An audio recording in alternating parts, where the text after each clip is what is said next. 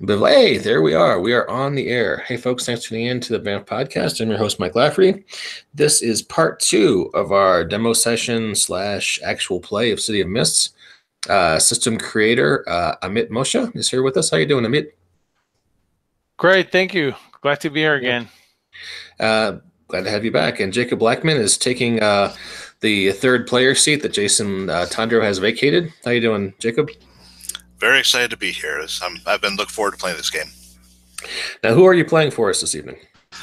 Today, I will be playing the character of Excalibur, who in the City of Mists is a ritual dame who, in the context of this adventure, is the woman responsible for making your group of outcasts legitimate. Okay, so you're kind of like I'm trying to think of a TV show with the. She's basically the Inara from Firefly to your There group. we go. There we go. All right, cool. Walt, how you doing, Walt? Hello. And could you remind us who you're playing? I am playing Flicker, a information broker who can do really cool things with things. So that's all I'm saying for now. Cool things with the things. I don't know how mysterious that is. Yeah, I don't know how mysterious that is. But like I said before the podcast, I'm medicated, so this should be interesting. What kind of medicines are we on, Walt? Nothing spectacular, just a little Motrin and some antibiotics. That's not so bad. I made it. I was trying to be, a thespian there for a minute. Maybe I should just stick to punching stuff. I was trying to give you a chance to, lean into that, but that's cool. Walt got his nose broken in a black belt test, so he's feeling some pain right now. Which brings me to my character, who is mitosis, an Xbox, mutated into a regenerating mutant. And he has the most battered and stained trench coat in a city full of battered and stained trench coats. And that recaps the players. Let's go to Amit now to talk about recapping last session. Sure. So you guys have your own little investigative crew solving mysteries around the city involving the legendary inhabitants. City of Mist has, like we said last time, the background story is that people around the city develop legendary powers, and however, the mist, a mystical effect or barrier, prevents everyday and normal people on the street from noticing these powers. And you were called at the beginning of last episode, a friend of your team member, Declan Lestrange, a friend of his who owns a gallery, has called you to investigate a break-in and entry, or where 3 items were stolen, and you managed to hunt down the thief, a person who calls himself Proximo, and gave you quite a bit of grief with mines and so on and so forth. And he told you eventually at the end of this I lost my showdown, arm, man. Exactly, you did lose your arm. And he almost did as well following that. But so Proximo told you that the person who hired him is a woman named Christina who's using the ruins of a castle at the edge of the local slum, Cross End, as a kind of a hideout. He didn't know why she needed it. He was just a mercenary. He didn't know why she needed the blueprints or schematics that he stole for her from the gallery. But you guys were still hired to return those schematics, and you're also starting to suspect some kind of foul play in Cross End. And this is where Excalibur perhaps will join in. Excalibur, you have connections in these neighborhoods as a social activist, and you probably are more connected to that than the rest of the crew members. You do know that there has been a series of murders in Cross End in the last week, which may or may not tie into our story today. So, following the showdown with Proximo on the road there, how do we find mitosis and Flicker? Were you injured? Have you recovered? Where do you think your characters are as we begin the first scene of this session? Well, how long has it been between this session and last session? It's up to you. It could be later that night. It could be later that week. Whichever you. How long would it take for my arm to grow back? Or does that take effort and rolls? You know what? Why don't we start with a little move called Montage, and it's the downtime move of the City of Mist. It basically allows your character to choose one of 5 things that you do during your downtime. And let's say that you've taken that night at least and a part of the next day as downtime to recover from your altercation with Proximo. And you can all just refer to the player move sheet that I shared there on our chat. It's on the download page for City of Mist on our website. Okay. cityofmist.co. And if you scroll down, you will see the player moves sheet. So on the second page of the player's move, or the back side of the player moves, you will see at the center Montage, downtime. And every character in City of Mist, whenever you have downtime, can choose one of 5 actions. 1, to give attention to one of your themes, one of your logos, ordinary life themes. Basically, give attention to one of the aspects of your ordinary life. Gaining attention, which is like XP, as we said. Once you gain 3 attention, you get an improvement. You can explore your mythos, which is similar to giving attention to your ordinary life. It's just giving attention to your legendary aspect. Explore your legend, discover something new. You also get attention in that option, but you get a clue, a question about your mythos as well. You can continue to work the case, spending, and you get 3 free clues, 3 free questions about the case. You basically spend your downtime asking questions, going around investigating. And the last 2 options are preparing for your next activity or recovering from your last activity, which maybe is what Mitosis would want to do. I seem to vaguely remember something like a armless 3 status on you, Mitosis, from last time. Yeah, I'm currently lost my left arm, so I guess I will be doing the Montage downtime move of recovering from your last activity. For each ongoing status that still affects you, the MC will tell you if and how it can be reduced during your downtime and by how many tiers. Okay, so I would like to reduce the armless 3 status if that's possible. Yeah, and this all depends on your tags, and of course you have the rapid healing tag, so it's possible for you to grow, narratively possible for you to grow your arm back during this time of the downtime or montage. So describe how do you do it? Do you eat a lot? Do you just drink somewhere? Where do you spend that time as your arm is growing back? Well, first I pick up all the scraps of my arm that were blown up on the street, and I put them in a nice little box, and I bury them in the Pet Cemetery with a little cardboard tombstone that says Lefty. And you can't. My tears are lost in the rain as I stare up in this slate gray sky. I just murmur quietly to myself, "Lefty, why?" And then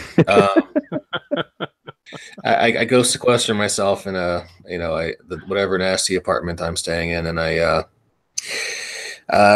do a combination of binge drinking and binge eating, where I'm trying to ingest as many calories. But the growth process when I'm recovering a major limb like this is kind of painful. So I'm also getting myself very drunk on bottom shelf vodka while I do it.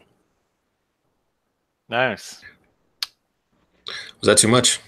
No, that's awesome. I was going to ask, what do you eat? But let's move over to Flicker and Walt. Flicker, how did you get any? I don't recall any major injuries, but maybe I'm. No, I was good. I think I'm going to be spending my montage preparing for the next activity. So I'm going to be researching the church that we have to go to, and then also possibly researching this Christina lady and see what I can find out and how much information I can glean. Sure. So you're working the case. You get 3 clues. Ask me questions, and I'll give you a clue or a straight answer. Okay. Is this has the church been the site of any major incidents that have gone down in the city? Okay. How do you investigate it? I'm sorry, Do what you was go that? down there? How do you investigate it? Do you go down there? Do you use your hacking skills Oh, I'm going to use my to hacking look skills. at the police files? Okay. Yeah, definitely hacking skills. So let's see. And as a testament to the time of day that it is, as I'm looking at my sheet, for some reason, I didn't have the resolution up. The section of the sheet where it says power tags, for a second there, my vision blurred, and I thought it said power tacos. And now that I see it says power tags, I am both relieved and disappointed all in the same time. So, So you got to throw a taco into the description of how Flickr keeps working the case while the team is kind of doing their own thing in this montage. so I am going to be using my mad hacker skills Cool. with computers, network communication, and data mining. Yeah, you don't have to And invoke any tags. Okay. Just to like make you familiar with this move, you don't have to invoke any tags. You get 3 clues anyway. Just narrate it. How do you do it? Just tell me. What do you do? What do we see? Furiously in montage scenes going between the office and coffee shop, because that's what all the kids do these days. And also constantly changing wardrobe, so it's always interesting. Flickr will be going through newspaper files, police databases, and social media to try and find out anything she can about the church. Cool. So yeah, there are quite a few mentions of the cross end in the media. However, there are no mentions whatsoever of this church. The place is a total ruin. You do find one publication that says that the city has a set of schematics on display in the Ananda Gallery, which you already knew. And this is probably why Michelle, the owner, didn't want anyone to know that this was stolen. But you don't find any mention of any activity around the church. And we had collected one of clue. those. We had collected one of those schematics, hadn't we? Or we had pictures of them from Michelle. Yes, you did. You have them, and yeah, you know exactly what's on that set, but none of the other schematics is missing. Just this one. And you know that Christina asked specifically, from Proximo, that Christina asked specifically for the schematics of this church. Interesting. In which she's shacking. All right. So question number 2. Yes. All we had was a first name on Christina, right? Yes, you do not have a last name. Try and go through property records of the church and see if I can find reoccurring themes or a reoccurring instance of characters showing up, such as an owner, wealthy donors, charity events, stuff like that. See if I can find a last name for Christina or even a mention or a hint of her in the past in connection with the church. Very good. So you kind of dig into the history of the church. The place has been a ruin for the last perhaps 2 centuries even. And the more, it was, it's at the edge of a slum, so it's really not very well taken care of. It's owned by the city, and there are no special events held there. It's just this kind of place that history buffs like to visit and talk about. And you do find one blog by a history buff that talks about the history of this church and how old it is, and dating it, that it's been dated back to the days of even before the settlers, and that basically it was built there. He claims it was built there to maybe align the indigenous people more with the beliefs of the settlers, and that it kind of almost symbolizes the beginning of order in the city, or a structured way of life. Okay. But you don't really find anything about Christina herself. She doesn't seem to be necessarily connected to this place. Okay, and then Michelle, the gallery owner, do a little research on him and try and bounce back and forth between social events, gallery showings, and see if any notable figures pop into any of the social media. So, like if I see a reoccurring person, try and eliminate as many of the reoccurring people as I can, such as donors, reporters, stuff like that keep showing up, and see if I can get a stable of repeat visitors to the gallery, and then try and track those people down. Okay, great. Repeat. So we're talking about people who have been to the gallery over and over again. Yes. Well, you do have mad hacking skills. So at the end of a very long montage with a lot of different outfits and very fashionable hats and scarves and all of your hipster aspects, you do manage to nail a picture. I mean, a visual on a person that has visited the gallery several times. And she's definitely not a, she doesn't look like, she doesn't strike you as a donor. You can't put a name on her. But she is a woman of maybe kind of Eastern European look, platinum blonde hair. You see her there in jeans and a leather jacket that seems a little bit out of, it's almost like she's kind of an art major. And not really someone who is able to pay for anything in Michelle's gallery. So she's visited the place several times. Cool. I'll take several pictures of her, and then criticize the fact that her roots are probably showing, because it's a thing. And then I turn the mic and hand the talking stick over to Jacob. Yeah. So. Jacob, why don't you make another move, because you don't maybe so much need the downtime, or your character wasn't involved up until now. Why don't you start with another move, the opening move for a session, which is called voiceover monologue. Give us the voiceover monologue opening of this episode, if you will. I can't believe I've had to step in on this case already.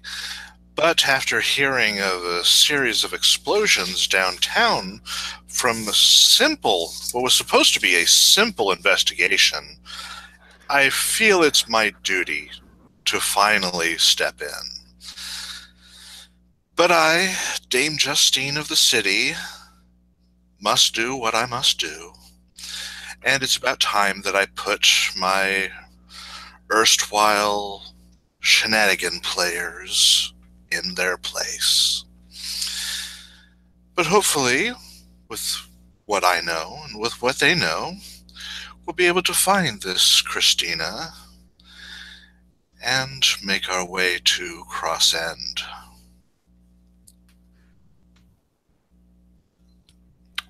Awesome. So, where do you guys reconnect? Dame Justine is going to invite people over to one of her nicer apartments that's not her actual home. So she doesn't have to go to their agency. Is this the one by Denny's? Yes. The nice Denny's. The nice Denny's, absolutely. Get you a plate of zesty nachos. All right, I put my battered trench coat on. I put on some gloves so people can't see the steam coming off my newly regrown left arm and left hand, and I head over to Dame Justine's apartment by the good Denny's. Cool. Does I that have mean a visual of. I'm sorry. I was just going to say, does that mean that one part of your of the most stained trench coat in the city is now sleeveless? Oh shit! I guess it is. It's growing in. It's growing in. I'll buy you a new one. I'll wrap an ace bandage around that arm for now. Cool. I have this visual of Flicker and mitosis in the elevator, in the Art Deco elevator, going up to the apartment. What's happening there? The girl from Ipanema is playing on the music in the elevator. Dun, dun, dun, dun, dun, dun, dun, Da-da, da-da. Isn't that always what's playing? It's always what's funny. Well, So, you got anything you want to do in the elevator? Roll my eyes a lot. Okay. Make those exasperated noises that teenagers make that when they're looking at their parents trying to, either be intimidating or cool. Gotcha. Okay. All right. And I guess we arrive at the apartment. great. So, Jacob, what does the apartment look like? And are there any other people there? Or is it during this kind of a little social event? Or are you inviting them without any prying eyes? She's invited them strictly over, but she's made arrangements considering she knows what mitosis needs, and having to deal with a teenager. She's got plenty of food on hand that she's ordered from a local caterer for just a little party, and otherwise, she'll meet them at the door when they come up and ring the doorbell, and Wow. She looks like Marissa Tomei. I'm surprised you don't have someone answer the door for you. No. This is her private little apartment. She enjoys this. She enjoys this place on her own.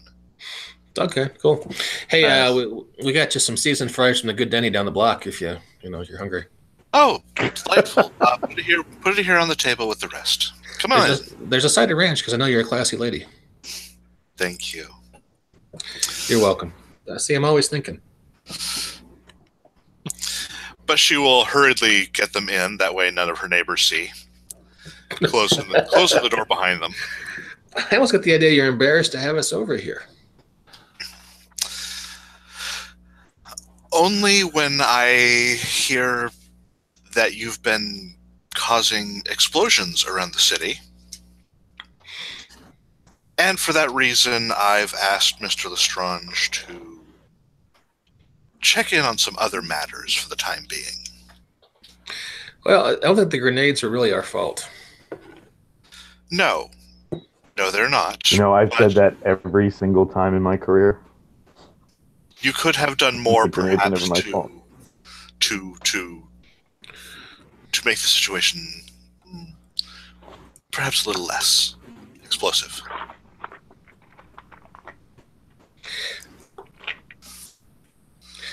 Like So, my dad please. used to say about Vietnam, you weren't there, so you don't know. But fair enough. please- Fair enough. Um, You signed the big checks. I will nod and smile and agree. So where do we go from here? well, from what I understand, Flicker's managed to gather quite a bit of information on our mystery lady, Christina. You said you had a picture? All right, I'm going to start popping open laptops and then pirating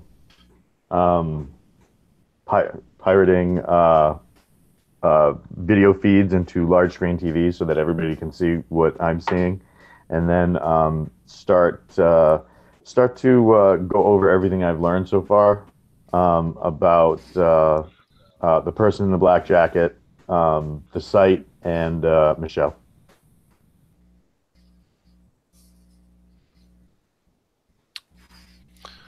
Cool. As you're kind of watching all this this kind of digital crime board that Flickr has put together, what do you think will be your next move? What will you look for? Well, I think at this point we need to take a look at Cross End and see what we can find there. Obviously, there's something strange about these ruins that they're looking into. We need to figure that out ourselves.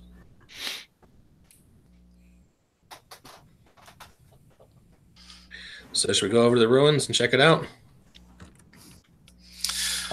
If we do go over to the ruins, instead of going en masse, a couple of us should sit in the mystery machine. Didn't we have like a meat wagon or a donut truck or something like that last time? I thought it was a laundry truck. Laundry truck. So a couple of us should sit Scooby-Doo style in the truck while somebody walks over like a block or two to go check things out. Maybe use Dame some of this Justine, incredible. What's that? As you're talking about checking this out, Dame Justine is going to go behind a series of folding curtains. You'll see some of her clothes that she's wearing come up over the curtains. Arms, obviously she's dressing in something, and when she comes out, she is in full nun outfit. So many jokes, not gonna make any of them because the sleep pays my paychecks. Let's just not make a habit of this, okay? I couldn't help it, Mike.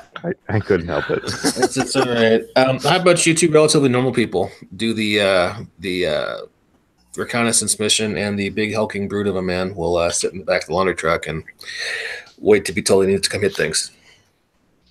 Does that work? That sounds like a plan. excellent. Okay. And we cut over to the church ruins. It's I guess by the time you arrive there, recovering from all your injuries and doing all your investigations, it's 2 days after your showdown downtown. It's a gloomy afternoon. Rain is pouring over the ruins and the airstrip beyond it, and over the slums of Cross End, a place where sometimes even the police is loath to venture into. Your laundry van doesn't attract too much attention in this setting, so you're able to reach that area quite easily, and you see the ruins of the church waiting for you. I guess Mitosis stays in the van as a nun and a hipster. It's almost the beginning of a joke, going to a church. So what do you mean almost? We rock this. All right, so we head up to I assume the front steps. Sorry? Do we head over to the front steps first, or Yeah, I mean, yeah. This place is in ruins, so I mean, we could pretty much enter from anywhere, I would assume. But if we're gonna be walking over there and looking around, we should probably be doing like almost as if we're looking over the place for restoration. Seeing as there's a nun there to lend credence, but just do like a lot of pointing and maybe snapping some pictures with a cell phone kind of deal. Yeah. All while having out a tablet that I can write and draw on and making notes. Yeah. Cool. And her plan is to pretty much look over as much of the ruins as she can.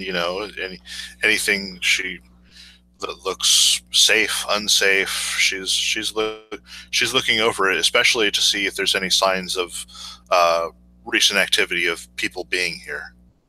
Sure. So the ruins from the outside, the ruins look pretty, pretty normal. Just piles of stones outside, and they kind of cluster into walls and arches as you move more towards the main hall in the center. The main hall is roofless. However, the four walls are still intact. Some of the arches are intact, but because the roof is gone, it is exposed to the elements. However, the front door is there and seems to be renovated. And as you walk into the church, you discover that it's been set up to be, usable at least, even though it's standing open in the rain. You see pews, you see an altar, you see on the far side, the back of the sanctuary, you see a great stained glass window depicting an angel, and a few rays of sun go through that and illuminate it from behind. So this strange setup, this kind of half-ruined, half-active church is sitting there silently in the rain. What do you do? Dame Justine is going to step in, holding an umbrella, because apparently it's still raining, and Will is going to take a look inside and take a look at these pews and the altar. And you said the front door was renovated. What about the pews and altar? Do those look like they're new as well? Well, the altar is definitely the original. It's very old. It's covered with lichen. The pews are brand new, and so it's hard to tell about the stained glass because it's obviously restored, but you assume that's at least partly new or restored. It's obviously not a part of a ruin. So this is pretty much what you gather.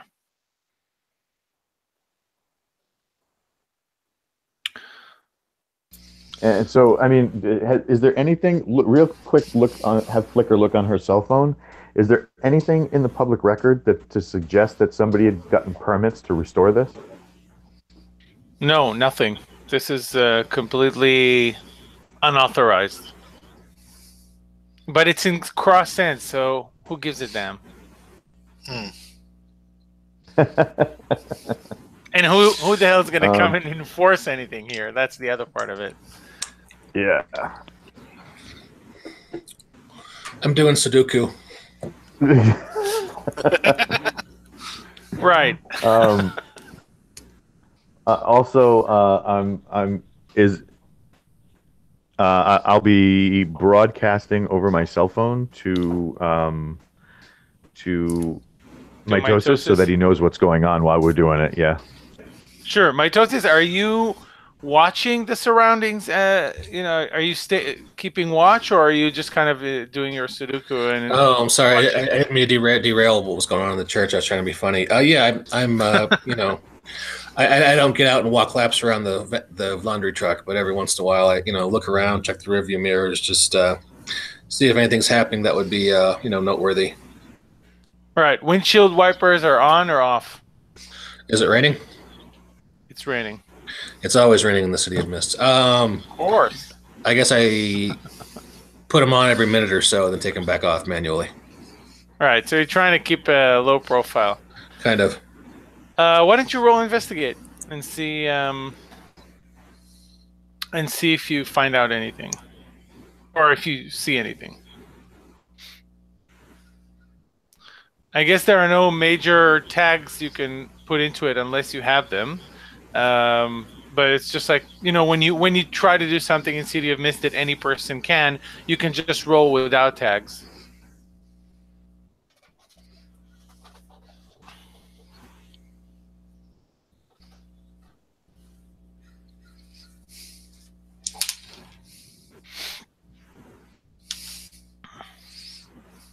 Who is supposed to be rolling? Is that directed to Mike? Sorry, Mike. Yeah, you're. Sorry, I was talking on mute. My mistake. Yeah, most of my tags were not related to investigation stuff. So I rolled 2d6 on the Wizards of the Coast die roller. Check it out now. And I got an 11. Cool. Awesome. So even though you rolled with a power of 0, no tags, you still get 1 clue. What's the most important thing you want to discern about the scene right now as you're watching? If I'm being observed, if there's anyone, if there's anyone watching me, is there anyone watching the church or being surveilled? There certainly is. As you're kind of looking around, there's a group of maybe 4 to 5 what looks like gangsters from through the rain, that's kind of checking out the van, checking out the church. Every now they're standing under one of the street lights, and in the rain with their caps and their hoodies. And every now and then, they're kind of one of them ventures out to maybe around the grounds into the ruins and comes back after a few minutes. They're not just hanging out selling on a street corner then. They're kind of keeping watch, it sounds like. Yeah, and they're definitely taking interest in your van, and you kind of feel like they're talking amongst themselves. It looks like they're trying to determine what to do next. Okay, I relay this information to my co-workers inside the church. Sure. Okay. Jacob, did we want to stroll around and take a look? Maybe you can... Yeah, after hearing after being alerted to the presence of the gangsters, Sister Justine is going to just stroll around a bit and kind of casually step outside, and as she's looks around, and can she see where these people are? You're walking outside through the front door? Yeah. Casually.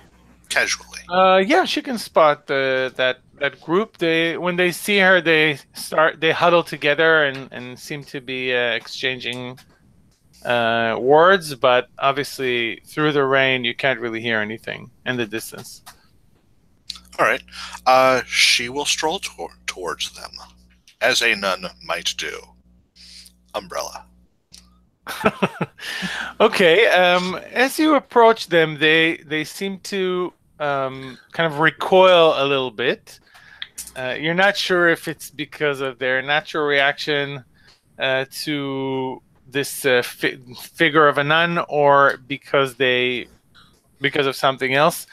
And you eventually reach, within a few feet from them.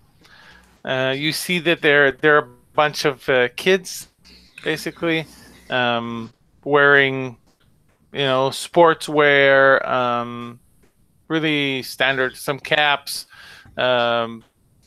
sneakers, and one of them kind of blurts out, "What are you looking for here? Are you here to start the church again?" My sisterhood is considering that. What do you know about people who have been here recently? Some of these restorations are new. We don't need this church here. Okay, we don't need your church. You just go back from where you came from. You and everyone else here. Everyone else? Yeah, you and that other... He starts talking, says, you and that other, and then one of his other friends kind of, "Shh, you're not supposed to talk about that." Well, I'm sure my sisterhood, as she pulls out her purse and goes through some cash, I'm sure my sisterhood may be interested in hearing what you know of what you've seen. Okay, you're definitely trying to get information from these that group. You can roll investigate with any tags representing your excessive funds.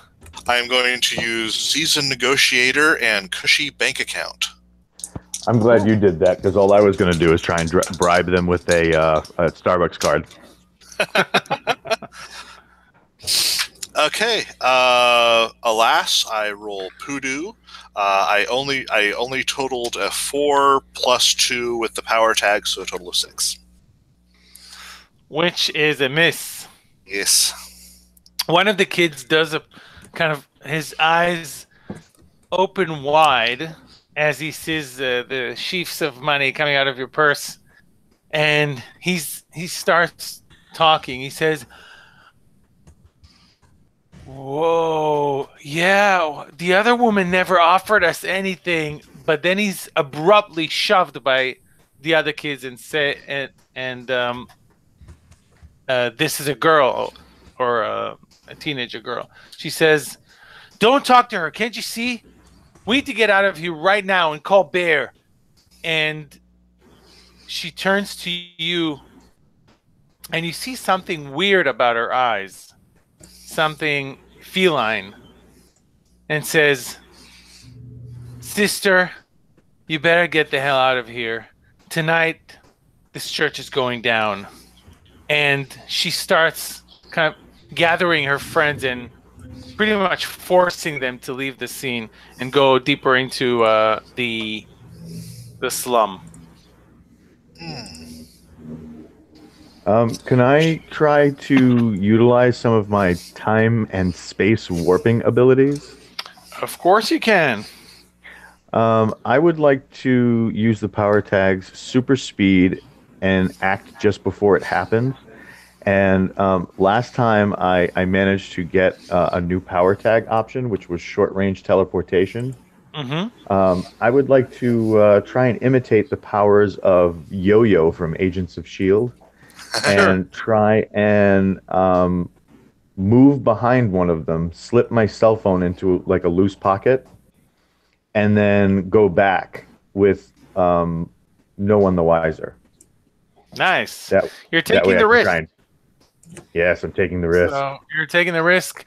Look at the move there. Pretty much, you can either get it done, fail miserably, or get this messy bargain that I will offer. Okay, I am waiting for your messy bargain. Did you get it 7 to 9? Oh, hold on. Let me roll. Using random.org, I rolled my 2d6 and got a 10. Yeehaw. Okay, and you have 3 tags there, so you just do that, just like Yo-Yo. Just zoom in, zoom out, and your mobile phone is in one of their pockets as they quickly scuttle out of sight into the rain, and in between the derelict buildings of this neighborhood. Yeah, so now I'll use my tablet to track them so that when they stop, we can figure out where they've gone. Sure. So you're tracking them, but as you're kind of peering into your tablet, you hear a soft voice from behind you asking, "Hello there. How can I help you?" Thank God that was non-threatening. Turn around and see what's there. You see the woman from your picture.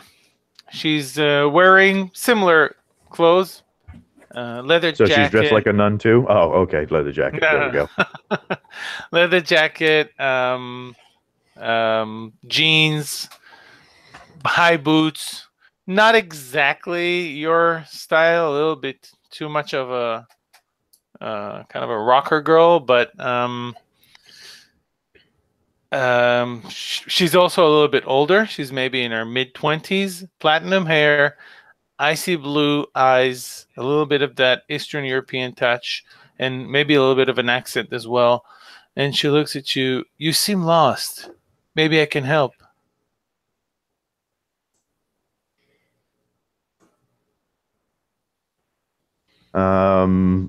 No, I think we're right where we need to be.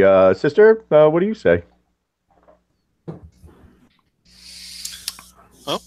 Sister Justine is going to come in after her failed altercation with the gangsters, and seeing this woman here.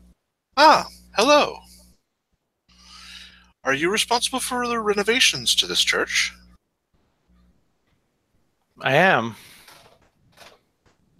Who might you be? What order are you with? She'll hand over a card. I'm Sister Justine of the Blessed Divine Saints and Martyrs. Okay, since you're totally lying, you're going to have to do sneak around to get through. Or rather, get that through her. Well, I have disguised. Certainly have disguise.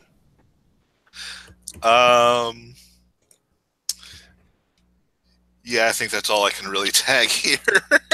That's good. That's good. Okay, with the disguise, I roll a 6. With the disguise, totals a 7. Great. So for sneak around, there's a couple of options that I, as the MC, can choose when you roll 7 to 9. Someone unimportant noticed you, but that just made them important. You are perceived only by a secondary sense, or you must leave something important behind or be discovered. Well, I did hand her this card. I will choose the third option. I would say that as you approach her, something falls out of your purse, but if you go to pick it up, you will have alerted her to that something. What is it? Probably some of the money that I was going to hand over to the kids. So it is a clip that has a wad of money with it, and the clip, unlike having something a nun definitely would carry, it has a monogram for her family, so that would have fallen out. Okay, excellent. So that thing is just sits at the right maybe between one of the or under one of the pews as you approach her, and she says, "Well, I don't think I've ever heard of this order, but anyone who's a true believer is welcomed in this church. Are you a true believer, sister?" Well, I do believe in more than mankind is capable of. Yes. And you believe that there is an order to things? Certainly. A divine order, perhaps? Certainly. Well, then, you will understand why I'm trying to restore this church. Perhaps my order can help in that. No help is required, except that I am seeking true believers to pray with me in this church. There are very dark forces at play in this city. I'm sure you realize that. Are you talking about the encroachment of Denny's across the city? That was a very nice Denny's. It was clean. No one was smoking crack right in front of us. You people. I'm talking about things far darker. If it's even possible. But well, perhaps if you can describe some of the things you have seen. I have seen strange things as well. One of the reasons I've been sent out here to help renovate this place, to make sure that strange things do not overcome the innocent. Well, if you'd like to help, I know where you could start. There's a group of delinquents in this place that have been breaking down the walls of this church, literally every night, coming closer to the walls and tearing the church down. If you could find them and stop them, that would certainly help our renovation efforts. Well, while I don't advocate violence, we can always see what the police can do in this regard. Unfortunately, the police is not very... Sorry, go on. I sometimes advocate violence, but I'm in the van, so no one knows I said. Yes, Right. but I'm in character. So she says, unfortunately, the police has been grossly disinterested in confronting this gang. Well, perhaps we can join forces. I would be very happy to do so, but what do you suggest we do? Well, there's a number of things we can do. A neighborhood outreach program, inviting these young delinquents in. Perhaps they are only, engaging in these gang activities because they have nothing better to fulfill their lives. Well, I'm sure it's true for some of them, but unfortunately, the more they spend time together and under the influence of that wretched man Bear, the more they become connected with the dark forces that seek to destroy this church. So you need to choose. One of them did mention a bear. What do you know of this man? Well, a lawless man, follows no code. All he wants to do is just destroy this place and unleash chaos into this slum. I believe this place is the last hope of this slum.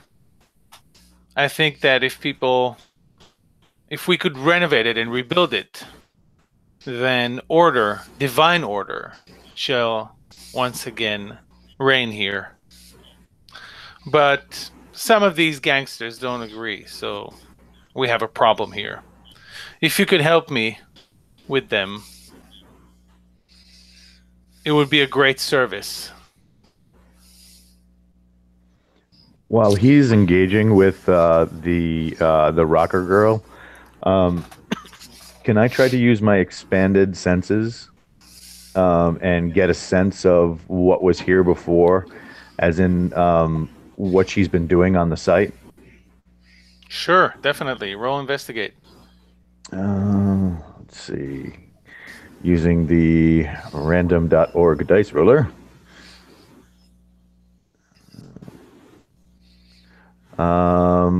I got an 8. And I would be invoking the power tag flashes of what was here before. Great. So you get to ask one question about what happened here before, and I get to choose one complication. And the complication I would choose is to ask you a question back. So why don't you go ahead and start? Try to get a sense of what she's been doing here while she's been on site. Okay.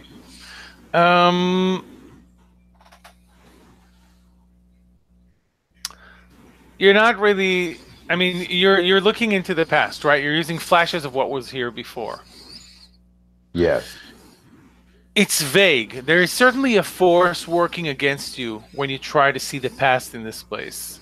There are a lot of things tearing through time and space at this exact point where you're standing.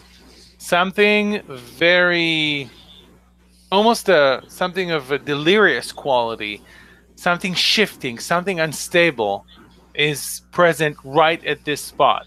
So it's kind of affecting your powers and throwing you into this. It's really not clear what period of time you're seeing, but you do see one thing. You see this woman placing a bloody heart on the altar. No way to tell if it's human or not, though.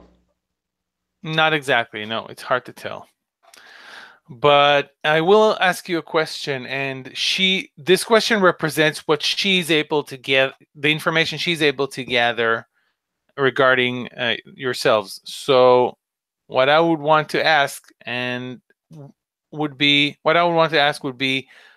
what are you really looking for here? And you choose any kind of detail that divulges that at least a little bit. Looking for or trying to get glimpses of the items that were stolen, because in essence, I mean, that was our target goal in the beginning. Right. So while you're talking to this lady, Excalibur, she kind of breaks off the conversation and starts looking at Flicker. And Flicker, and she asks, "Are you two here together?" Yes, this is my accountant and property man. She's looking into the property laws so that the Blessed Divine Saints and Martyrs may take over and renovate the church. She starts looking at Flicker and you, Excalibur, in a bit of a suspicious way. You feel like she's starting to understand that you're not here to do what you are saying you're here to do. And if I may, for one who says they are a true believer, looking at her clothes, you dress rather stylishly for a priest. I'm no priest, she says, and perhaps we cut off to mitosis. Mitosis. Hey. Maybe you have, if you want, you could have followed these. You could have followed the trace that Flicker put on these gangsters. I can do that. I got okay, sure, I will do that. If you're interested. If not, there's definitely other things around the church that can happen. What would you prefer? Well, I was worried they might be getting into combat with the mysterious lady who's definitely not a vampire. But if you'd like, I can I can follow the spider tracer that Flicker put on the gangsters and see what they're up to. Your choice. Let's go ahead and follow the gangsters in. Okay. So as it's starting to get a little bit darker and darker as the evening progresses, you follow the gangsters into a completely derelict building, boarded up in places, overgrown in other parts. It's actually quite overgrown. There are trees, there are vines, and they kind of slink into one of the holes in the walls where dim light can be seen. What do you do from here? Okay, just to recap, they're in a dilapidated building and they're hiding in the darkest parts of it. Is that a fair summary? They're going. They've entered the building, and there's obviously some kind of den inside there because there's lights. There's you can even hear all kinds of sounds, laughter, howling, even of sorts. So there's a kind of a party going on there. Okay, and the howling kind of just perks my ears up. That doesn't sound inhuman, does it? It's just kids having fun, a party.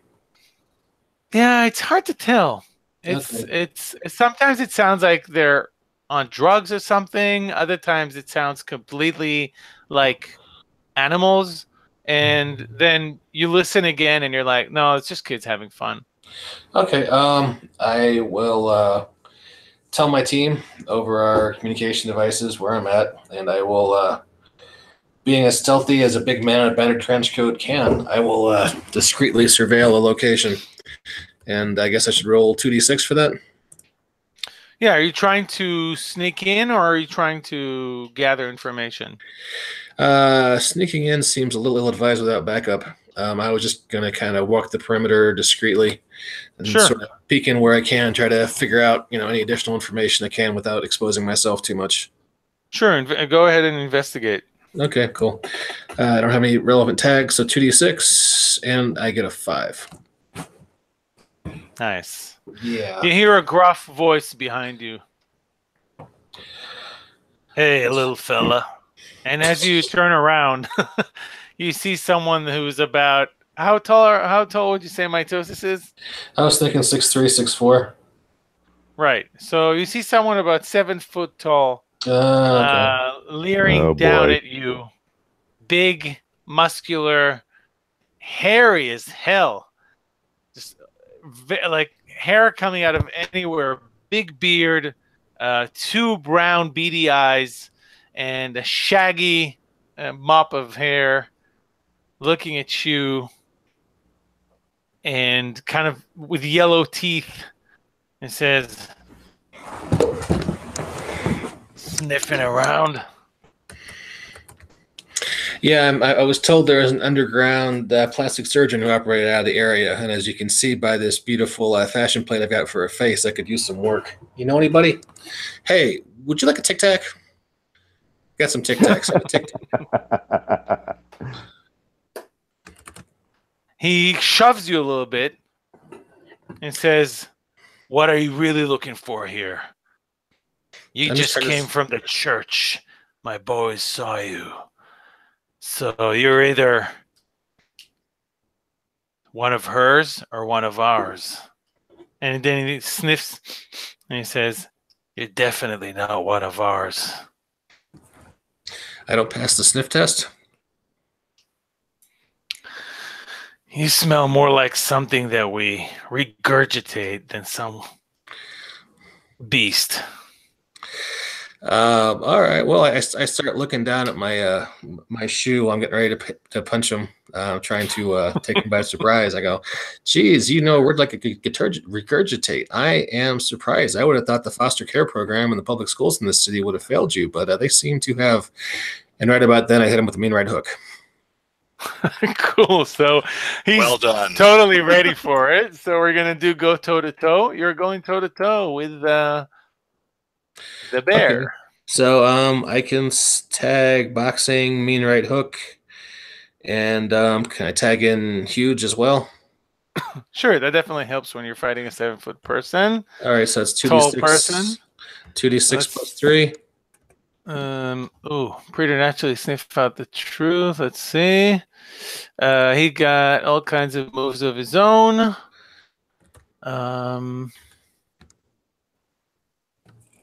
Okay.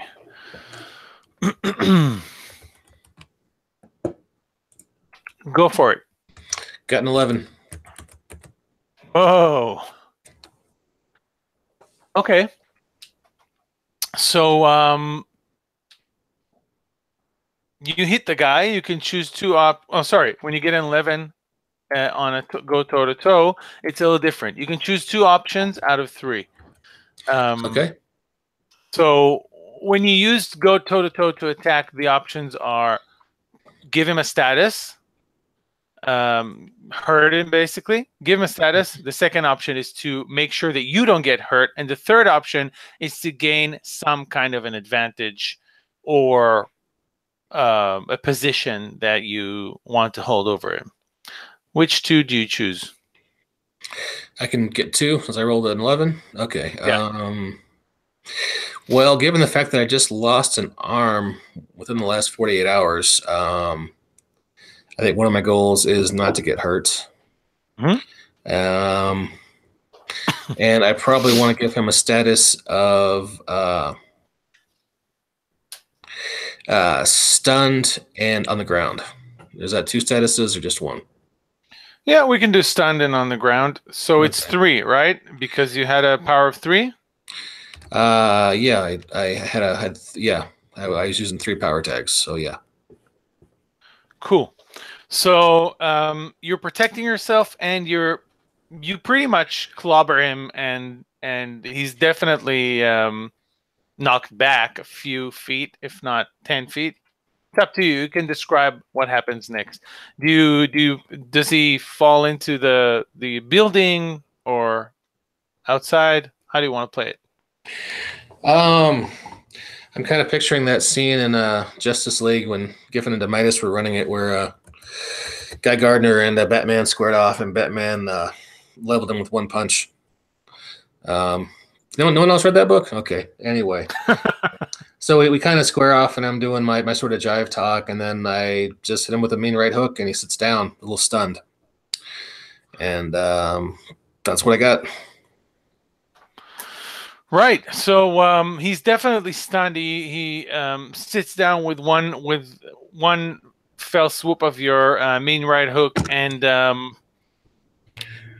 as that happens, you start hearing louder and louder voices coming out of the building. However, as long as you have him down, he's right now he's unable to actually call anyone else.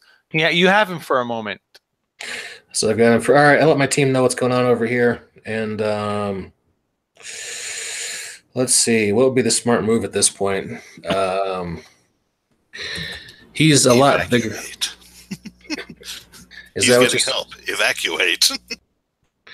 Oh, you want me to get out of there? That would be smart, though. If he sounds like he's getting help, that would be the wise thing to do. Or you could call us in for backup. I mean, things happen. Yeah. How far am I from the church at this point? You have the van, so it's a minute drive, possibly 2 minutes. Okay. Yeah, but we don't have the van. So how long of a walk is it? Yeah, fair enough. I'm going to decide that maybe splitting the party wasn't the best idea I've had, and I will, after stunning him, sprint to the van, get in the van, drive back to the church, and meet up with the rest of my farm. As you're running to the van, he kind of starts getting up, shaking his head, and he says, "I'll see you around, and next time I'll be ready for you." I blow him a kiss, and I drive away. The visual on that, the stained trench coat flapping in the breeze and all that, as you blow him a kiss as a giant mutated Ben Grimm, that's weird. Lovely.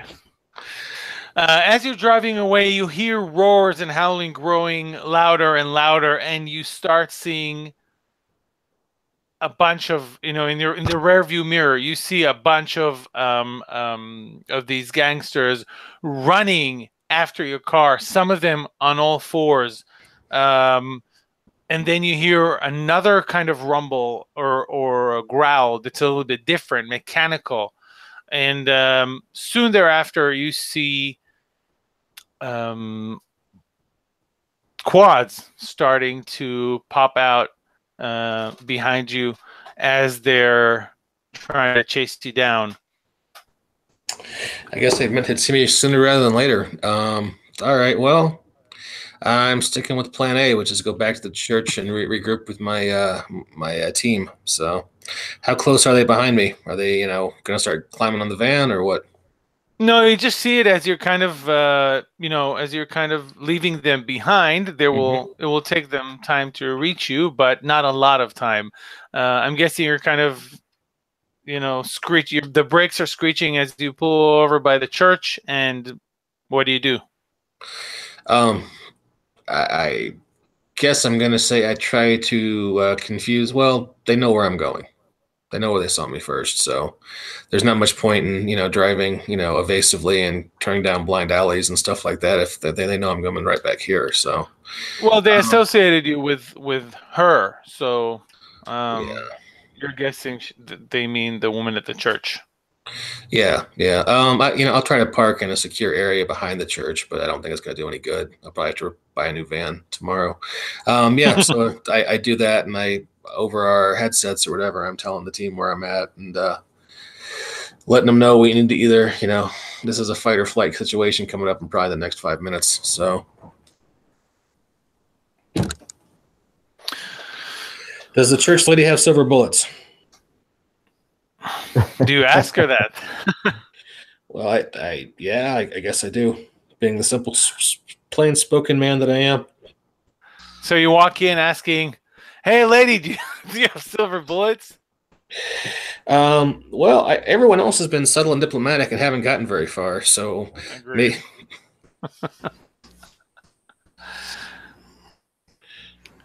So she would say, "What is the meaning of this? What are you doing here? Who are you people anyway?"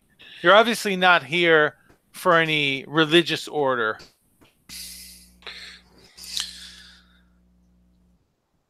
Well, seeing as how our cover's blown, looking at mitosis, we're looking for you, Christine. I see. And what exactly were you thinking of doing once you found me? Her face kind of becomes not so welcoming anymore. Ice cold, almost like the angel in the stained glass window. I hold up a finger and I say, well, mainly we came to ask you, where did you get that jacket? It's fabulous. And I need at least a copy. I mean, you misunderstand us. While we may not be, we may have misrepresented ourselves, we are here to help. We understand there are problems in the region, and we want to help clean things up. There's only one way to help, and I told you about that. You need to get rid of these people. They want to tear down everything this church represents. This church has been here for hundreds of years, holding back evil you can't even begin to describe. If they are not stopped, this evil will be set free. Are you with me or not? I hold up a finger for a sidebar, and I quickly whisper to Justine's ear. Okay, so I had a weird vision of this lady placing a heart on the altar. Didn't get much more than that, but just so that you know, there was a heart. Couldn't tell if it was human. It was bloody. It was kind of gross, and I'm done with this. So can we please make a decision whether or not to punch or help this girl? Whose heart did you place on that altar? She just asked her. I did no such thing. Let me ask this again, and she will pull out a longsword from nowhere, like Highlander. Whose heart was placed on the altar? Okay, why don't you roll convince? And as you do that, the minute you do that, there's going to be a blinding light from the direction of the angel, kind of messing with your stylish performance. So that's going to be a blinded 2 status, which is going to knock off 2 from your attempt to convince her. Okay. Well, the only thing I'm tagging here is glamorous, because I look awesome with a sword. Go for it. So that'll be a net -1. I roll a 9 for a total of 8. Okay, so she can choose to either temporarily go along with what you're saying or take a status. What would it be if she doesn't cooperate? What status will you give her? A tier 1 status. So something pretty light but related. Tier 1 status. Shocked. That's, I'm... Because here...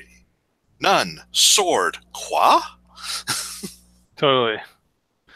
So she's definitely shocked, but she does not answer your question. Instead, she pulls out a Desert Eagle and points it at your head from the kind of like the small of her back, tucked in behind her jacket. And she says, like I said, I'm no priest. Well, we have bigger problems on the way. So we can shoot each other, or we can deal with the problem at hand. The Wild Hunt is apparently on our heels. Nothing new. I've been dealing with them for weeks now. They're trying to do exactly as I tell you. Now, again, I ask you, and this will be my last time asking this, are you with me or are you against me? I am with you, because they're going to be here in like 90 seconds, so... Let's be with this lady when they show up. If not, we need to get in the van and go.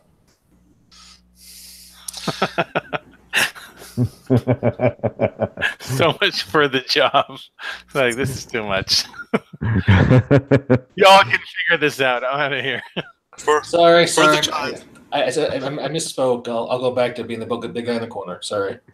No, I'm joking. For the time, we're allies, but let's revisit this. Where are these people coming from, Mitosis? I tell her about the doll at the building I was at, and how I hit the hairy guy who may or may not be Bear, and the car chase over here. Okay. So she'll tuck the sword into her robes and pull out a sniper rifle. Okay. As you do this, you start hearing the growl and of the engines of the quads, and the howling of probably some, a good few dozens of animals or people or delinquent teenagers as they start surrounding the church. What do you do, Flicker? I'm going to get in between some of the pews and try and hack into CCTVs around the area to try and give my teammates a little bit of a boost. Cool. What kind of a boost? Like an advantage? Yes, absolutely. Great. So you are changing the game. And I will use my computers and network communications to do this. Go for Do it. I make a roll? Oh, yuck. I got a 5. So apparently Interesting. I hacked into one of the local football games. No, it's just that you're not, you're so involved with your devices that you're not you're not paying attention, and something like a kid, but instead of arms, he does have his arms, they're just very, very feathery, sweeps from above and with iron-like claws snatches your devices. So I'm going to give you a status of deviceless 3. Dear Lord. You can still use your skills, but you will have to find some other device, and that it's not going to be, it's not going to be great. So the deviceless 3 is still going to be in effect. Flicker, Right you're going to have to resort to other things. And as this Corvine character flies out of the roofless church, more and more, you do see him, however, as he ascends, almost like his feathers are almost going up in flames, and then it screams as it kind of careers down and plummets down on the outside of the ruins. Something has taken its vengeance upon this little creature. That's weird. The woman in the church says, she lowers her gun. She says, "Very well. We'll solve this after we solve the imminent problem." And she pulls out another gun. She kind of, with a strange, quick motion, loads both cocks both of them, and starts walking down the aisle. Suddenly, boom, the 2 doors fly open, and she seems to be going out towards the beasts. Mitosis, Excalibur, what are you going to do next? Excalibur's plan is to take cover next to the doors, and she's looking out to see who among the gangsters is the most mobile and thus the most threatening to take them out first. Well, in front of the door there is a bear and something like a dozen different gangsters with him. And there are also 2 quads, which would probably be the most mobile ones. One of them, chains fly out with hooks and try to latch on to the structure itself, the crumbling structure. One of the arches. Yep, that one she's aiming for first. Okay, go for it. While they're expecting you, they're really not expecting a sniper rifle, so Can transform into any weapon. Yeah, exactly. So you can hit with all you've got. All right. So yeah, I'm tagging can transform into any weapon. So it's one of those big, gnarly 50 cal sniper rifles that's just goes through everything. Let's see. I don't really have any other tags I can go with that. So rolling, I will get a 9 for a total of 10. Awesome. So that shot goes right through. You can choose 2 options in hit with all you've got. When you roll a 10 or more, you're already creating a base status of tier 1 status. You can also choose to protect yourself, to increase that into tier 2, to control the collateral damage, to hold their attention, or to gain the upper hand and gain some kind of advantage. I would like to control the collateral damage, so the chains come off of the building, and otherwise, I want to make sure that quad can't be used. Right. So do you want to give it maybe a tier 2 status that describes how you kind of tireless? Yeah, that would definitely work. Right. So you're popping the tires on that quad, and it's tireless too. However, you fail to notice that these guys are very well equipped, and one of them, as you're sniping the tires, one of them throws a Molotov bottle into explosive device into the church right at your feet, and that thing goes up in flames in front of you, and you need to face danger from a burns. Let's say burns 3 status. Okay. Well, she's going to, try to shield herself with the rifle, drawing on its indestructible ability and her tough as nails tag. Cool. So rolling a 5, I will get a 7. Okay, so you're taking kind of scorched 2 instead of burnt 3. You're taking scorched 2. You're still burnt, but not as bad. The fires engulf you. You're definitely tough. Your weapon is definitely indestructible, but it's not really protecting the whole of you.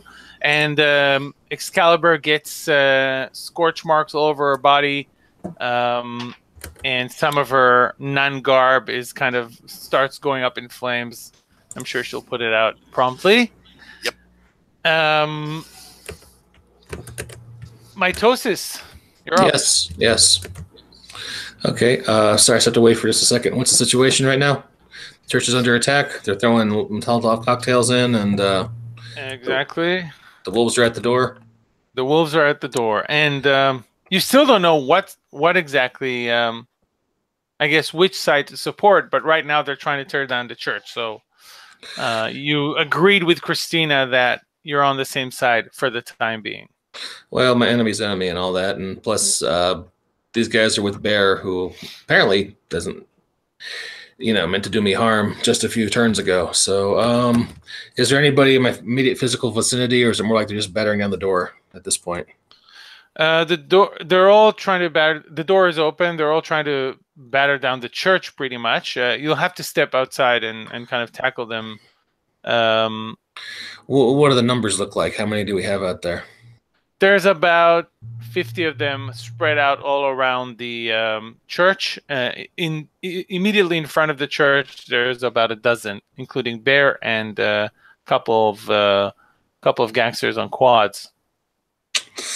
Gotcha. All right, I'm going to use rapid cell growth to increase my size to huge. And if I grow 2 extra arms, do I get extra attacks every turn, or do I just have extra arms? Right. So yeah, you can just use this tag to attack more, and the way it goes in City of Mist is that collectives are treated as individuals. So Okay. if you just increase your damage, and you're basically affecting more people out of the collective. Okay. I guess I should probably grow some bone armor too from my survivability card. Can I do all those things at once, or does that take more time? You can use your bone armor if you get hurt or facing any kind of danger. I Okay. guess you're just going toe to toe with that gang, and you use your offensive tags first. Offensive tags first. All right, gotcha. All right, then.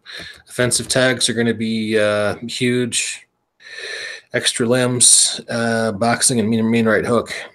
Is that right? So that's plus 4. That's cool. Yeah. So you're rolling with plus 4. This is your thing. Mitosis is really good at fighting gangs. Yep. I got a 9. Right. So that's a 13 or a 9 total. 9 total. 9 total. Okay.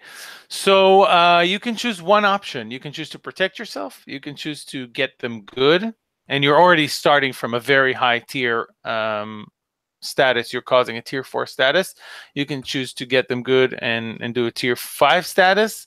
You can control the collateral damage, hold the target's attention, or gain an advantage. But you choose only one, unfortunately. Only one. Okay. I think I'm going to go for get them good with the class 5 status and have them all be stunned and demoralized. Right. Stunned and demoralized 5 means they're pretty much out of combat. You literally tear through that little gang at the entrance, including Bear himself and the quads. Do you want to describe it? Just kind of a whirling dervish of mayhem and destruction in the most battered and stained trench coat in the City of Mist, as I rip into the gang of monsters and gangsters, and punching and backhanding and elbowing wherever I can, making an extra point to make sure I break Bear's nose. And cool. Of course, these guys fight back and they slash and try, slash you with claws, try to impale you with their horns, and so on and so forth. You can roll face danger against slashed 3. Actually, you're fighting a gang, so that's slashed 4. All right, can I use bone armor and rapid healing against that? You definitely can. I will invoke your exposed after mean right hook, or after right hook. So that's going to dial it down by 1. So 2d6 plus 1? Yes, it is. Another 9. Okay, so that, again, when you roll 7 to 9 on face danger, you actually reduce the tier by 1. So out of this mess, you end up pretty badly slashed with slash 3 or gashes and cuts 3 status, which means you're bleeding away here. Okay, so I'll probably take next turn to do healing, I suspect. Sure. Okay, however, there is one more side effect to your hitting with all you've got. You did not choose to control the collateral damage. As you're doing your Whirling Dervish stunt on these gang members, I guess some of them are knocked back, thrown back, and they hit the Some of them hit the church and the ruins, and at some point you struggle to restrain growth, as we know about mitosis, and you hit the wall pretty hard, shaking and rattling the entire front wall and causing it to start collapsing. Oh, shit. How do the other team members respond? Of course, the woman, who is obviously Christina, is shouting, "No!" And Flicker, what do you do? I'm going to try my time-space warping. Would it be possible to use super speed, act just before it happens, and good catcher in order to alter the flight path of these guys after he bowls right through them? So that way they're not hitting the walls, rather instead going through the holes in the walls and falling harmlessly outside. Sure. Yeah, you can do that. However, I'm going to introduce another move here that's maybe more appropriate, because you're kind of stretching, you're kind of wanting to change things that have already happened or just happened. Mm-hmm. So we're going to introduce the move Stop Holding Back. Stop Holding Back is a move that allows you to use your powers to do amazing things, anything you imagine that is kind of connected to your powers. However, in order to activate this move, when you activate this move, I, as the MC, will tell you which level of sacrifice is required for you to tap into that place in your powers, or that kind of level of control. It could be a significant sacrifice, a no return sacrifice, or the ultimate sacrifice, which could even cost you your life. And however, you're not. This really depends on how much you're trying to change the story. The ultimate sacrifice is maybe suitable for a season finale, but you should just know that this option exists. If you want to reverse what just happened, or by actually making these guys go through the walls or intercepting them before they hit the wall, and also more importantly, somehow dealing with the fact that mitosis hit the wall with his own extra limbs, it will be a significant, no, let's say it will be a no return sacrifice, because you're actually going to reverse something very important that's happening as the church is starting to crumble. So do you still want to do it? So it's not just that I'm going to lose my favorite scarf. I could potentially lose a limb or suffer some sort of traumatic damage. Right. So yeah, it's what it says here on no return. When you roll 7 to 9, you have to replace one theme. If you roll 10 or more, you mark fade or crack and burn all the power tags on one theme. So basically, it's either a dramatic change to your character or a kind of like a step towards a dramatic change in your character. Shoot, I'm sorry, Flicker. She doesn't. Okay. He doesn't have to do it. She doesn't have to do it. Yeah.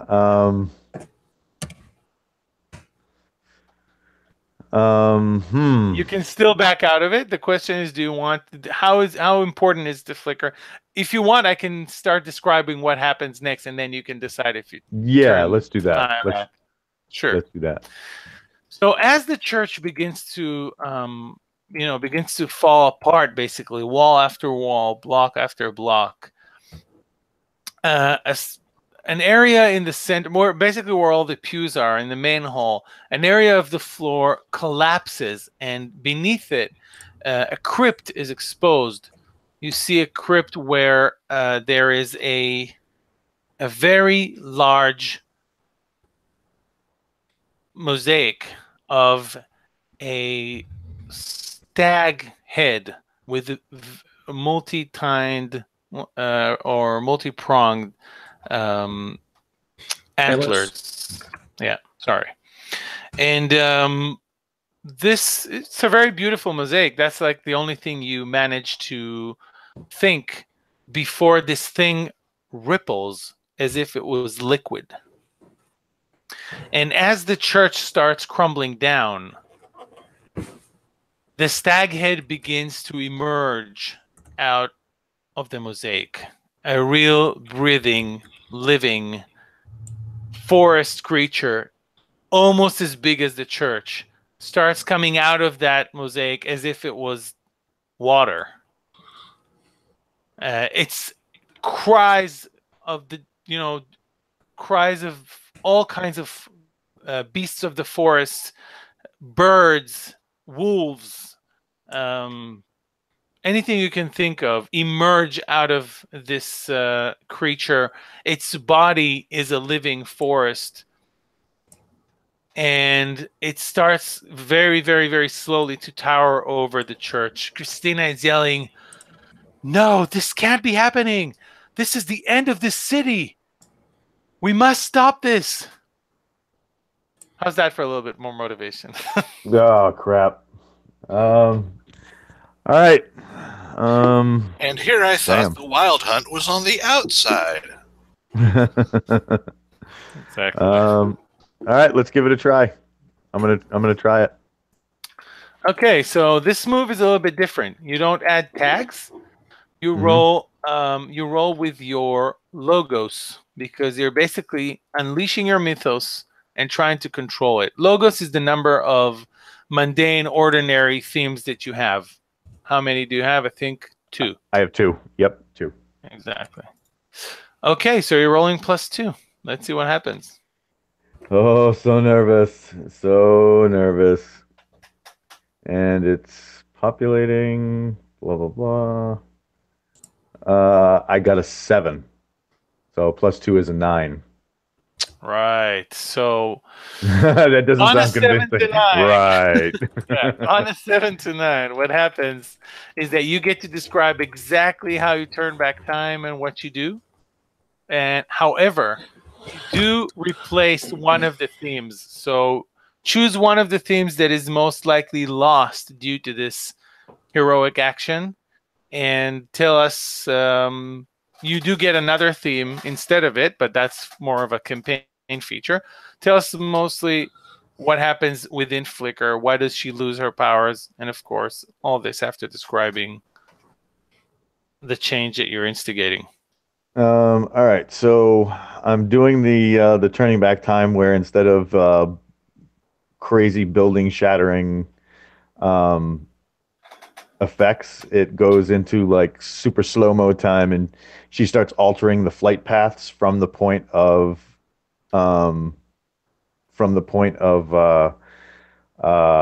impact. So when mitosis hyper blasts everybody and everybody starts going through walls, I just alter the flight paths a little bit so that they go through holes or fly outside or just hit the ground. And as a result, I had picked up last session a new power tag option, which was the short range teleportation. How about that burns out because of the fact that there's so much power going into this. It fractures a part of her psyche, and she's not able to use that. Sure. So, however, we're talking about an entire theme of your character. This isn't just a small thing. So one tag is lost. You actually lose a part of who you are. So that would be, you're talking about the time Mobility. bending. Yep. Yeah. Yep. Let's burn all that out. Okay.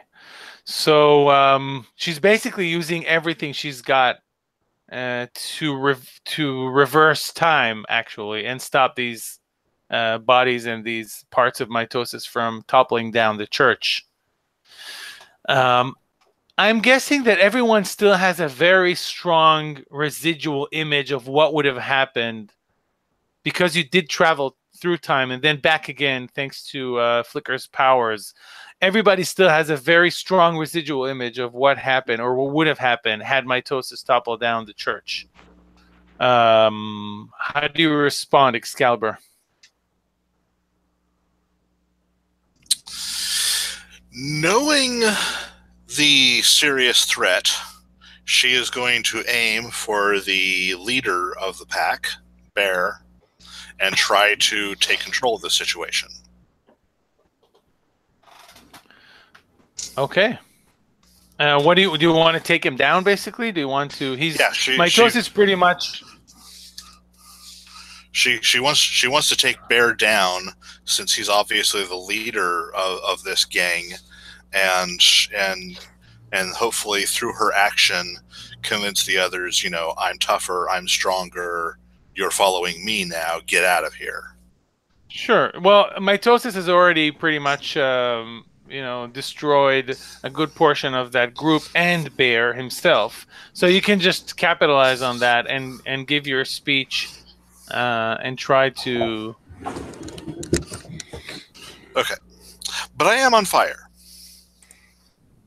A little bit. So, okay, what she is going to do is Excalibur is going to ditch the Wimple and Habit. Okay. And turning the ultimate weapon into more of a staff thing, fling the burning Wimple and Habit around like a flaming banner, and throw it at Bear in the hopes of catching all that hair on fire. Oh, execution. Okay, great. That would definitely work because Bear is completely out of he's out. So would you like to use that to convince the other team members to retreat? Yes. Or I guess pack members, I should say. Yes. Go for it. Okay. Going to attempt to use my seasoned negotiator. Well, you're not really negotiating, but... No. You're more like honestly, trying to I'm intimidate looking them. at this, I can't think of any tags that are really... Well, tough as nails might work here, if you like. True, yeah. Yeah, just flinging off this thing. Yeah, okay, tough as nails. And I get a 9 for... Nope, that's an 8 for a total of 9. Cool. They have the option of taking a status from you or temporarily giving you what you want. So as a Bear is kind of burning and they try to put out the fire, and there's a strong smell of burning fur and flesh, the gang decides to regroup, and they kind of, licking their wounds, they crawl back and pull Bear with them. The quads move away, and they kind of... It's pretty clear they'll be back at some point, but for now, they flee into the darkness of the neighborhood.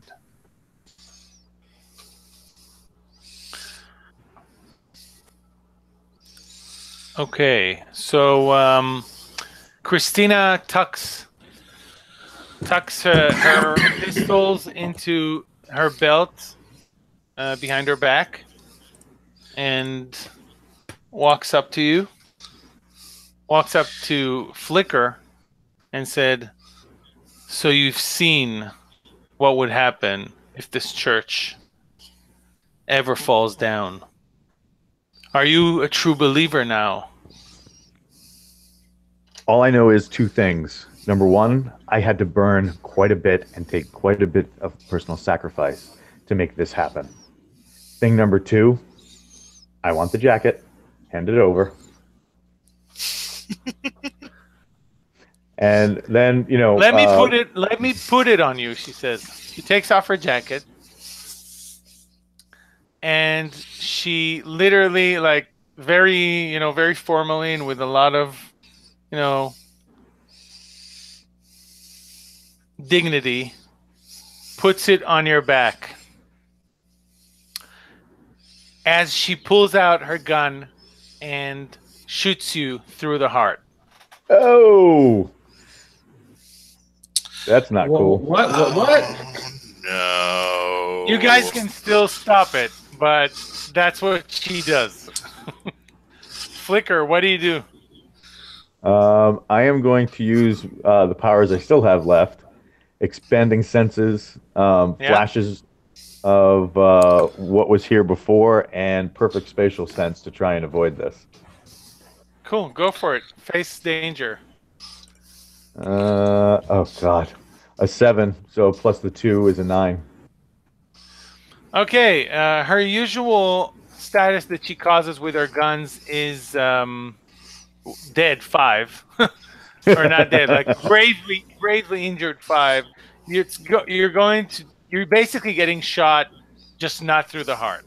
So you are critically injured, or something similar, a tier 4 status, shot through the chest.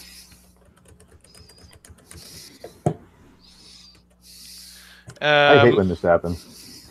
4. And she said, "You shouldn't fight this. You've already made a great sacrifice. Go all the way and save this church." Mitosis? Or Flicker? Or Excalibur? Anyone's going to stop? Okay. Is there any way I can intercede, get between them, take the bullet myself? Not now, but you can respond to what happened. So I can only respond. I can't try to prevent it or get between her and the bullet. Okay. I'm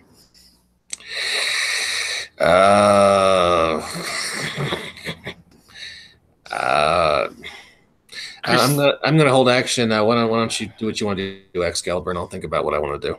Okay, using my bullshit detector to see what she's doing coming as she's wrapping the jacket around her, and I am going to transform the ultimate weapon into a javelin and huck it into the stained glass window. Ouch. Okay.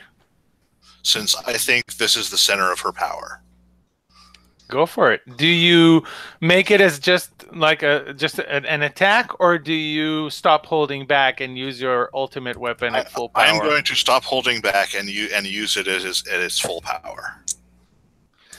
Okay, so this is a no return sacrifice as well, because you're trying to take her out of business, and she's the main villain, as it turns out, of this case. So the Wild Hunt were the good guys? Sorry? The Wild Hunt were the good guys? Well, it's debatable. Gray morality. Wild Hunt we're just guys. Okay, so you're rolling plus your logos. You actually have 3 logos, if I recall correctly. 3 mundane themes. Go for it. Yep. Ooh, so that is 11 plus 3 is 14. Whoa, awesome. Damn. So very good. So you burn out only one of your tags, and you also mark fade or crack, which is a gradual deterioration of a theme. We won't get into it right now. Just describe to us how you pretty much end Christina's part in this case. Yeah. So seeing the BS happening with her bullshit detection, as Christina is pulling out the gun, pointing it at Flicker's heart, Excalibur just transforms the ultimate weapon into the javelin, putting all of her essence into it, and just no fallen angels in my city, chucking it into the stained glass window, and as it shatters through, only real ones. Nice. So the javelin goes through the stained glass, shattering it into 1,000 tiny pieces that turn into a golden shower of light. Sorry, a shower of golden light, and basically covering the entire church. Christina feels like it looks like her heart stops, and a gush of blood comes out of it. She stumbles backwards, falls on top of the altar, and her blood just starts cascading over the altar. The light dies out and is snuffed, pretty much like Christina's life. You take in the scene of the church. there's the three of you, all a little bit changed and affected, perhaps, by what you've seen, especially Flicker, who has lost something of her powers today. And is a little ventilated. And is a little ventilated due to her a slight shot through the chest. The church still stands, but it no longer is. It doesn't feel anymore like a presence is here. Neither the presence of Christina nor the presence of the Staghead, even though it may still be buried within. How do you wrap this up, detectives? Well, Excalibur is going to run to Flicker, covering her wounds, pressure, all that, and call for an ambulance. Yeah, that's yeah. I can't think of what else we should do in that situation, but get her to medical attention as soon as possible. Sure, and as the sirens, roar through the city, rushing Flicker to the ER to get medical attention. Any last actions that your characters take to resolve the matter? Don't forget the items that we were supposed to be finding. Oh, what items were those? The map, the little baubles that Michelle was looking for. Okay, let's make sure we retrieve those. Yeah. Dangerstein is going to go with Flicker to the hospital and telling Mitosis to search the ruins. Okay. Search Christina. Okay, I will do that. Okay, so Mitosis, you find in one of the pews the schematics rolled into a container, and as you kind of open them to see that it's actually what you're looking for, you see a caption at the bottom of the schematics: "Only the heart of a true believer will grant us eternal life." And as you perhaps roll it back into the container and tuck it into your stained and most stained and battered trench coat of all trench coats, I can't even say it anymore. As you do that, why don't you give us the final voiceover monologue?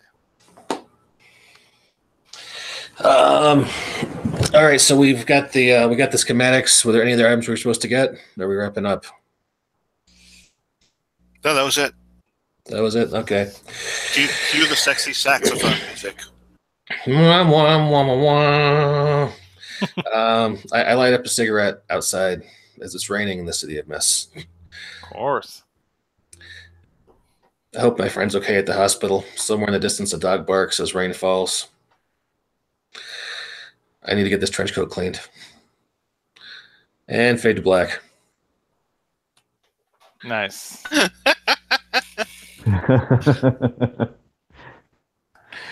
Excellent. That was a pretty good session, Walt. I'm sorry I screwed you. I didn't mean to do that. What's that? Sorry I screwed you so bad. Are you kidding? How cool was that scene? First, you blow them all apart like a scene from The Force Unleashed, and then I go through all Quicksilver style from one of the X-Men. I mean, and then she shatters, or rather, Jacob's character shatters the window. How cool was that?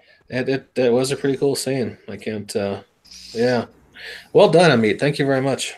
My pleasure. Well done, you guys. You managed to, keep the beasts at bay without sacrificing too much innocent lives. And I got the jacket at the end, so I mean, you know. And you Yeah. did get the jacket, and now it has a nice bullet hole to match. So. That jacket's got a story now. That's the best kind of fashion accessory. Exactly. That's a tag. That's going to be a tag. Yeah, now instead of the power you sacrifice, you can have this really awesome jacket. The jacket of the fallen angels. Oh, Yeah. my So goodness. what happens when you when you replace a theme in City of Mist? You actually change the balance of legendary and ordinary in your character. So you gave up a legendary theme, you immediately get an additional ordinary theme, and this balance is constantly changing. You also get points that allow you to get better improvements. So this replacement it's just kind of for dramatic effect, but it also builds up your character.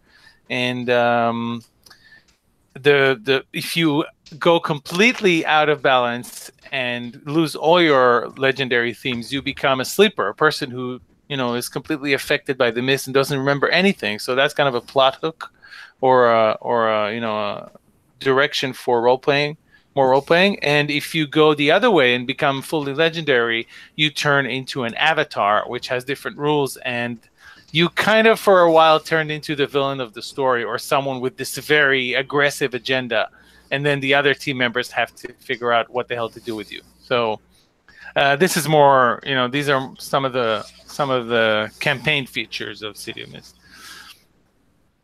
Right on. That's pretty cool. I like it. This is a good game. Yeah, definitely. Well, I'll get this up online as soon as I can, and I'll shoot you guys the link when it goes live. Excellent. So, Meat, thank you very much. This was the most fun I've had role-playing in quite some time. Jacob and Walt, thanks for you guys for coming out again. Thank you. Cheers. Thank you, guys. Any closing thoughts before we dim the lights and call it a show? Go out, buy City of Mist. Thank you. Yeah, it's available now on Amazon, by the way. And if I didn't show it before, you guys can check out the book. That is a bullet stopper. Okay. Ooh, Yeah, that's it's pretty. pretty massive. We packed quite a lot of goodies into it, so we're very pleased with how it turned out to be. It's pretty cool. Well, let me ask you, can they get the physical copy on Amazon? Yeah, it's already on Amazon. You can get the physical copy. You can also get the PDF on DriveThruRPG, and you can get both together on our website. So, and it's shipped from Amazon. So, okay, our way. And your website is cityofmist.co. Okay, cool. There we go. All right, got all the plugs in. Listeners, thanks for tuning in again to the Banff podcast, and we will catch you next time.